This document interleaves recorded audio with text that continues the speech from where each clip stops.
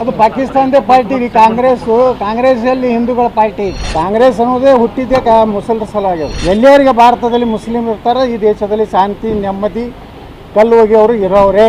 ಸಿದ್ದರಾಮಯ್ಯ ಅಂತೂ ಮೊದಲೇ ಪಾಕಿಸ್ತಾನ ಏಜೆಂಟ್. ಏನು ಇವತ್ತು ಸಿದ್ದರಾಮಯ್ಯ ಮಾತಾಡ್ತಾ ಇದ್ದಾರೆ ಪಾಕಿಸ್ತಾನ ಪರವಾಗಿ. ಹೋಗಿ ಪಾಕಿಸ್ತಾನದಲ್ಲಿ ಪ್ರಧಾನಮಂತ್ರಿ ಆಗಲಿ, ನಮಗೆ ಯಾವ ಮಗ ಬೇಡ.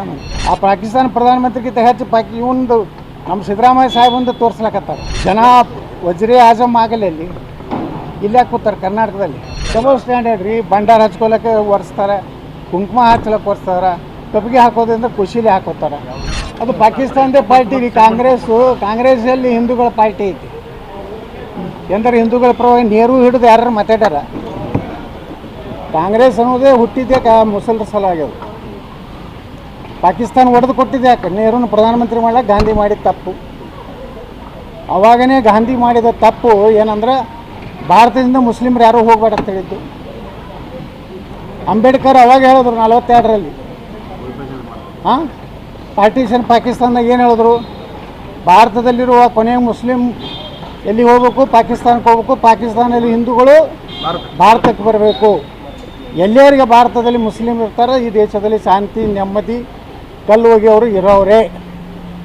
ಹಾಳು ಮಾಡೋಕ್ಕೆ ಶಾಂತಿ ನೆಮ್ಮದಿ ಹಾಳು ಮಾಡೋರೇ ಇರೋರೇ. ಇದು ಬಾಬಾ ಸಾಹೇಬ್ ಅಂಬೇಡ್ಕರ್ ಹೇಳಿದರು. ಅಂಬೇಡ್ಕರ್ ಅವ್ರ ಮಾತು ಅವಾಗ ಗಾಂಧಿ ಕೇಳಲಿಲ್ಲ, ನೆಹರು ಕೇಳಲಿಲ್ಲ. ನೆಹರುಂದು ಅರ್ಧ ಮನಸ್ಸು ಪಾಕಿಸ್ತಾನ ಕಡೆನೇ ಇತ್ತು. ಕಾಶ್ಮೀರಕ್ಕೆ 370 ಯಾಕೆ ಕೊಟ್ರಪ್ಪ? ಎಲ್ಲ ಈ ದೇಶವನ್ನು ಇವತ್ತೇನು ಇವ್ರ ಕೋಮ ಭಾವನೆ ದೇಶದಲ್ಲಿದೆ. ಅದಕ್ಕೆ ಕಾರಣ ನೆಹರು ಮತ್ತು ಗಾಂಧಿ.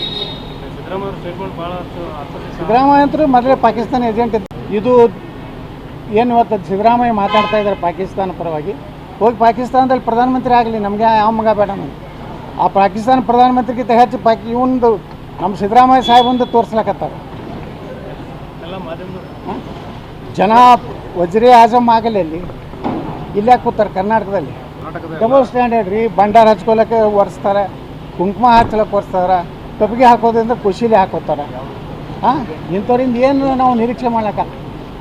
ಹಿಂದೂಗಳ ರಕ್ಷಣೆ ಎಲ್ಲೈತಿ? ಇಲ್ಲಿ ದಲಿತರ ಮೇಲೆ ಅತ್ಯಾಚಾರ ಆಗ್ತದೆ. ಹಾವೇರಿಯಲ್ಲಿ ಒಬ್ಬ ದಲಿತ ಹೆಣ್ಮಕ್ಳು ಅತ್ಯಾಚಾರ ಆಗ್ತದೆ, ಲವ್ ಜಿಹಾದ್ ಆಗ್ತದೆ. ಇಲ್ಲಿದ್ದು ಬಿಡ್ತಾರೆ, ಅಲ್ಲಿ ಗಡಿಯಲ್ಲಿ ಸೆಕ್ಯೂರಿಟಿ